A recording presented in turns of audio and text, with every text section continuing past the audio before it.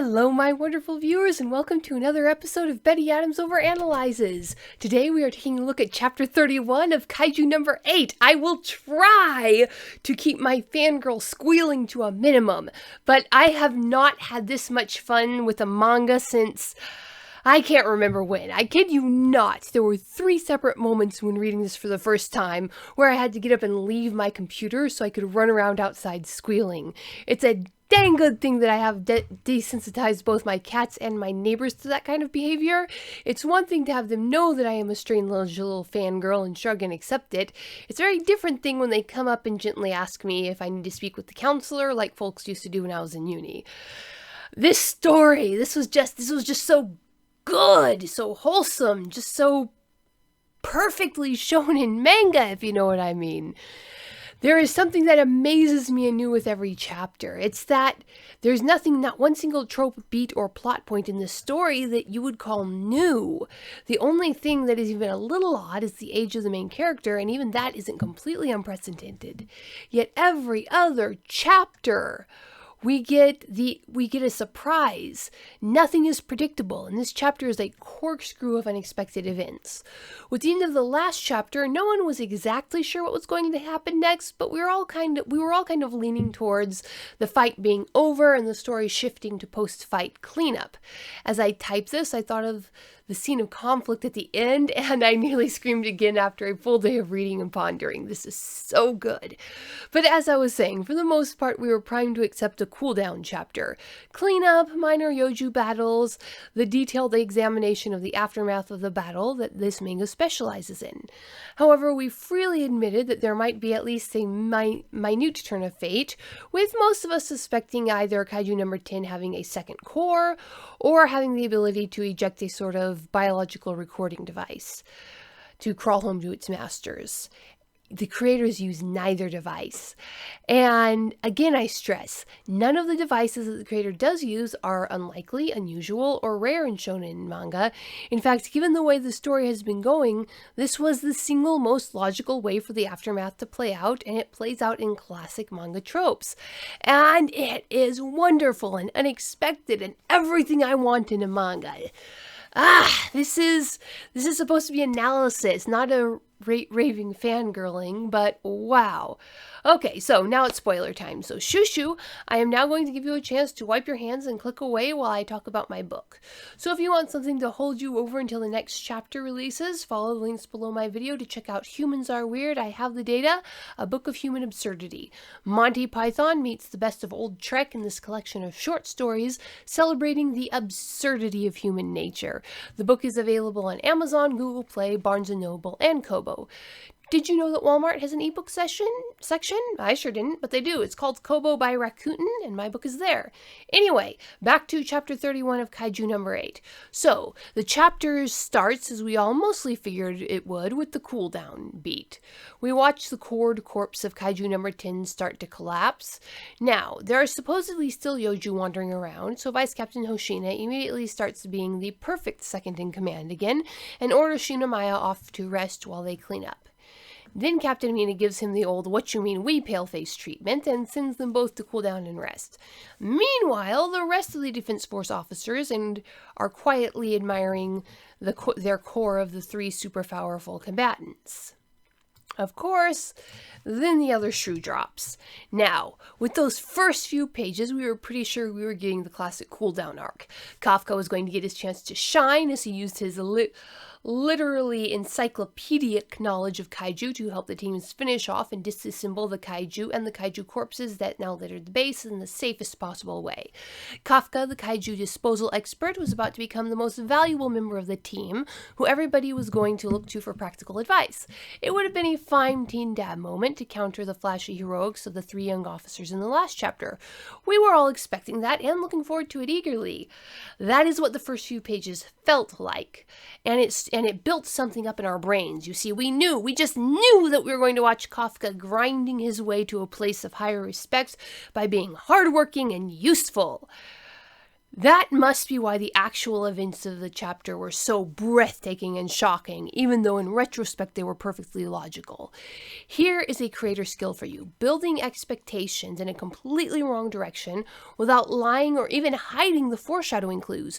We knew that kaiju body parts could be used as bombs. Heck, we saw the wyvern-type kaiju being used as kamikaze bombs just a chapter before. We saw clearly that kaiju, even kaiju corpses, can be merged together to create larger kaiju. We kind of thought that was only Kaiju number 9's skill, but that was never explicitly stated, and it makes perfect sense that Kaiju number 10 can do it too if Kaiju number 9 can. We saw Kaiju number 8 deflect Kaiju number 9's explosive attack with Kaiju number 8's roar attack back in previous chapters. We know that Kaiju number 8 can change the size of his body. We have seen time and time again that Kafka will charge into battle with no thought for his own safety till well after the fact. See, all of the elements for the chapter finale were right there, but the creators crafted this story so well that we were sure this was going to be a cleanup episode. Now, here's the big question, the one we're all wondering about. Is Kafka's cover blown? At first, I was sure that it was. At first, I thought that Kafka had transformed right in front of the big three of the 3rd Division. But on a 4th or 5th reading, I'm not so sure now. Of course, one way or another, Vice Captain Hoshina is bound to figure it out. Even if he didn't watch Kafka transform, the fact that Kaiju number 8 appeared just where Kafka disappeared is a huge clue that will tie all of Vice Captain Hoshina's suspicions together, no matter how ridiculous it might seem to everybody that a known beloved member with a backstory going all the way back to childhood could be a kaiju.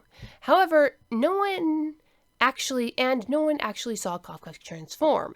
Now, the people who saw Kafka disappear, of them, Shinomiya is in on his secret anyway, so she doesn't really count for the points of this analysis. Now, Mina saw him disappear,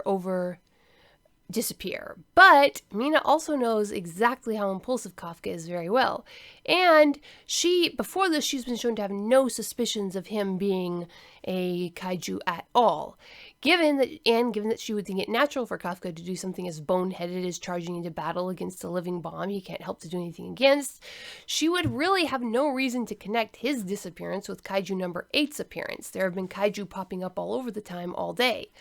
So, there really is no reason at all to think that she would connect the dots of her stupid childhood friend and the big kaiju. The idea that Kafka might be a kaiju, again, is just so preposterous. And really, as regards Kafka's situation, this transformation sequence actually does not change much, because it boils down to this. Vice Captain Hoshina is suspicious. Yes, there are recording devices, but they're all fritzing out. The base has been attacked. I highly doubt that they're closely monitoring everybody's vitals, or that the recordings would survive with all of the electric discharges and the explosions. And Vice Captain Hoshina was already suspicious.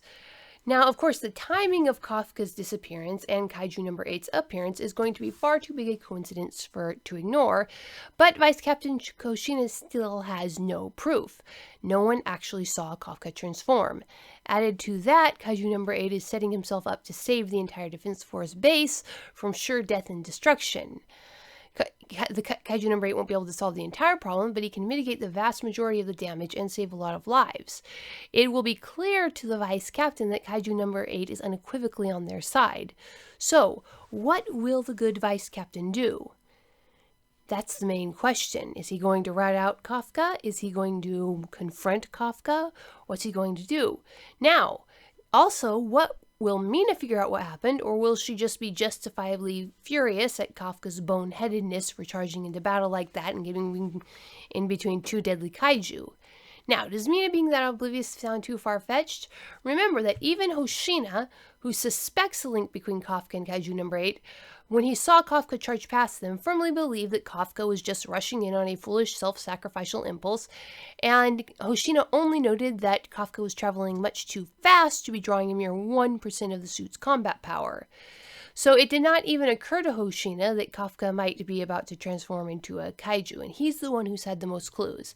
So again, I really don't think there's any reason for Mina to connect the dots. So the question we are left with it is this: who knows? Now, while we wait for the next chapter, go check out the links below the video for a copy of my book, Humans Are Weird, I Have the Data, a collection of short stories about the absurdity of human nature. And peace out, my wonderful viewers. The book from author Betty Adams, Humans Are Weird, I Have the Data, is a humorous look at human behavior through the eyes of aliens. This book is arranged in separate reports or essays, documenting the experiences with humanity through the lens of the aliens who have to interact with them. This anthology of short stories and vignettes from alien points of view highlights some of humanity's quirks we can all relate to. Author Betty Adams captures how strange and interesting humans can really be. This is a fun collection of stories you will really get a kick out of. Humans Are Weird, I Have the Data, from author Betty Adams. Order your copy right now on Amazon.